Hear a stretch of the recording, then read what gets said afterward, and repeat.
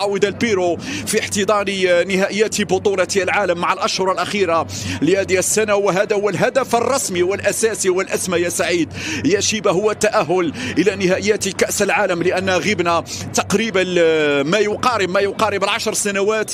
المغرب لم يحضر في كأس العالم للناشئين، آخر حضور كان في دولة الإمارات العربية المتحدة في 2013 لما حزم صار في صرامة من طرف الاتحاد الإفريقي لكرة القدم بحكم التكنولوجيا الجديد في تلك المباراة النهائية الكأس العربية. مراوغة ممتازة من الجهة اليمنى العرضية والهدف الأول جول.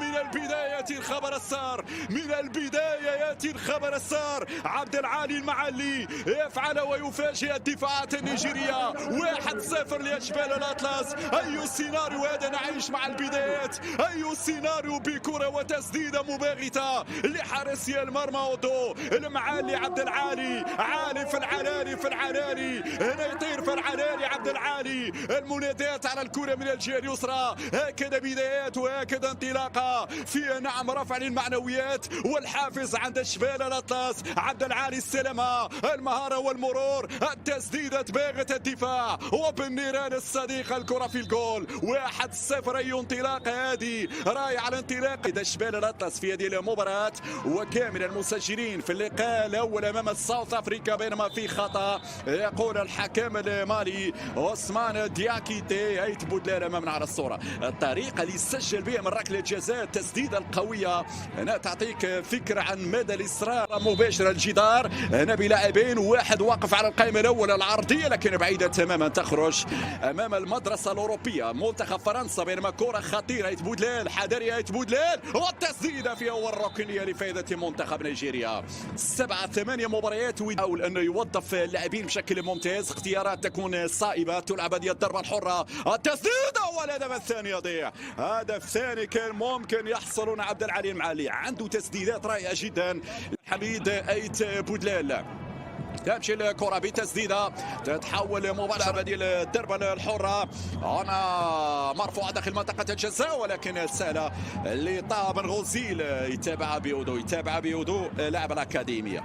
عندنا 4 لاعبين ينتمون لنطمح ونثق في قدرات هؤلاء الأشبال من أجل المنافسة. من البرقادي حارس المرمى اللي كان ينتمي وقتها أيضا للمغرب الرياضي الفاسي، واسماء الكرة الأمامية. يرجع عبد الحميد لمكانه، تعطيه من معاد. برافو يا محمد لزكريا بوغيزان، رد بالك يا بوغيزان، دير بالك يا بوغيزان، خطيرة جدا، خطيرة. مرت سلامات في كرة هي الأصعب لمنتخب نيجيريا عن طريق لاعب ويليامز.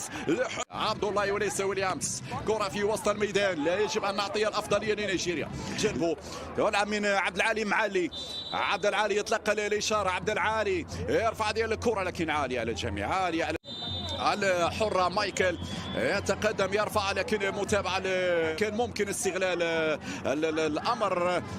طابن كأس إفريقيا للناشئين، التغطية هنا طابن غوزيل يغامر فيها طه. عندك يا عبد الحميد يا أيت بودلال يصل الكرة الأمامية، تغطية بعد ذلك الكرة. مايكل على ما يبدو من سيسدد، مايكل يسدد.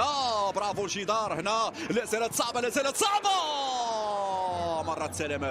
مرت سلامات كرة ما يمرش يا الزواني، ما يعليش الكرة يا الزواني في عرضية على القائمة الثاني، والكرة لا زالت مغربية في الخروج. عطين حذر منها يا طه لا زالت خطيرة. عبد الله مع عرضية وعودة. شوف السرعة هنا لعبد الله، يتفوق على الزواني، يمر على الزواني، ولكن شوف التموضع لعبد الحميد. معدل لاعبين صغار، تكلم عن 19 18 سنة 20 سنة 22 سنة، الأسماء اللي ممكن نشوفوها مع المنتخب الأولمبي تحت قيادة الشرعي. أكيد هناك تنسيق بين وليد والشرعي في هذه المسألة. الكرة 1-2، الدخول بيد كافية في صافرة. نعم الصافرة تأتي، هذه الجماهير النيجيرية لتساند منتخب العرضية في صافرة. تغطي المباراة يجب أن تأتي مراحل لازم تأخذ فيها منتصف الميدان. ممتاز هذه الإعادة. المعالي راوغ، المعالي مرة الثانية حاولت المرور في مراوغة العرضية لكن شباب الخروج مع نهاية الشوط الأول متقدمين. عرضية خطيرة، التدخل تدخل في اخر المطاف. كم كانت صعبه ديال. تحية طيبة مجددا مشاهدينا الكرام متابعينا في كل مكان عبر قنوات بي ان. عدنان الأحمر لاعب اللي ضيع فرصة في شوط المباراة الأول تجري بعد الكرة. رجعت مغربية مع آدم. عندك يا آدم، خليها لآدم، خليها لآدم. لحسن الحظ الصافرة المالية تعطينا الامتياز، تعطينا ركلة. هذا محمد الحموني يسعد لتنفيذ الضربة الحرة باليمنى، يبحث عن مقوصة والثاني كان قريب، الثاني كان قريب. نعم كانت مقوصة، ذكرتني ببعض غلطة نيجيريا. شوف الأخطاء ممكن يستفيد منها. أوه تسرع. كأنك تشوف لاعب عنده 24 25 سنة وليس أقل من 17 سنة. عبد الحميد الكابيتان ومن سيسدد. نعم لينوس يسدد. سهلة طاب الغوصيل. ات المطاف هنا التمركز جيد والكرة كانت ضعيفة نوعا ما وبالتالي لم تشكل بهذا الشكل العرضية. لا زالت صعبة وطه برافو. شوف خطورة اللاعب النيجيري لما تمرر الكرات على الأرض، الكرات العالية أوكي. مهمة. سعيد شيبة. آدم المكسب والسيطرة المغربية في السنوات الماضية. الكرة وصلت على الطرف الأيسر، محاولة نيجيريا مرت جانبية في كرة صعبة جدا. عندك الحموني، يرفع الحموني، العرضية من الحموني. اعتقد بان الحموني بحث عن التسديد، هنا لاينوس مايكل مرت سلامات، مرت على خير اللقطة الماضية. هنا مع توالي الفرص اعتقد دقائق صعبة سيعيش دفاع المنتخب نيجيريا. الكرة الأمامية، السرعة مطلوبة.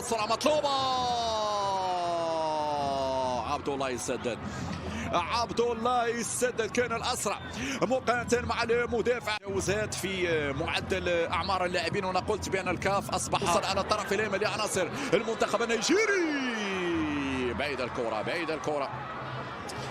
الكرة وتتوالى الحملات. شيء ايضا هنا في هذه البطوله بينما لدينا كرة تسديده. تسديد ورا تسديده. ما هو الحل يا سعيد شيبال؟ العرضيه مرفوعه، الكره بالراس يا عبد الحميد، الكره تخرج مباشره الى ركن.